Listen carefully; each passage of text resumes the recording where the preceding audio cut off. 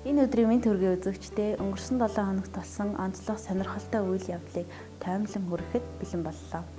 Инстаграмын анхны 500 сая дагагчтай хэрэглэгч хөл бөмбөгчин Кристиано Роналдо боллоо. Тэрээр энэ оны 4-р сард 400 сая дагагчтай мөн л анхных болж байв.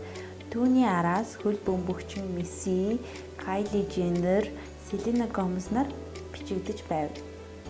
Хятадын хотуудад олныг хамарсан жагсаал болж Ши Жинпин огцоор коммунист нам огцоор гэж шаарджээ. Ковидтай тэмцэж буй засгийн газрыг эсэргүүцсэн томоохон хэмжээний жагсаал хятадд болж жагсагчид засгийн газрыг эсэргүүцсэн үг хэллэгтээ лозун барьцгаажээ. Бээжин, Шанхай зэрэг хотуудын гудамжинд олон мянган хүн гарцгааж эсэргүүцлийн хөдөлгөөнд нэгджээ. Apple компани Twitter-ийг App Store-оос хасвуулж шинэ гар утас бүтээхээ Elon Musk мэдэгдлээ. Ийм зүйл болно гэж би бодохгүй байна. Гэхдээ ингэвэл би шинэ гар утас бүтээхээс өөр сонголтгүй болно гэж тэрээр өөрийн Twitter хуудсандаа бичсэн байна. Энэ үйлдэл нь Twitter-ийн аппликейшнийг Apple компани App Store-оос устгаж болзошгүй гэсэн дуулаанд илгээгээд байгаа юм. BTS хамтлагийн дуучин Жин эх сарын 13-наас цэргийн албаа хаахаар болжээ. Эрүүл мэндийн шаардлага хангасан тус улсын бүх эрчүүд 30 нас хүрэхээс өмнө 2 жил орчим хугацаанд цэргийн алба заавал хаах үүрэгтэй байдаг. Жин 12 дугаар сарын 4-ний өдөр 30 нас хүрэх юм.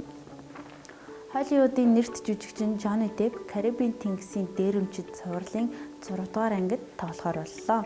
Эхний анги нь 2003 онд гарч байсан Ахмад Джек Спэроугийн адал явдлын тухай цувралын шинэ ангийн зураг авалт 2023 оны 2 дугаар сард эхлэх юм.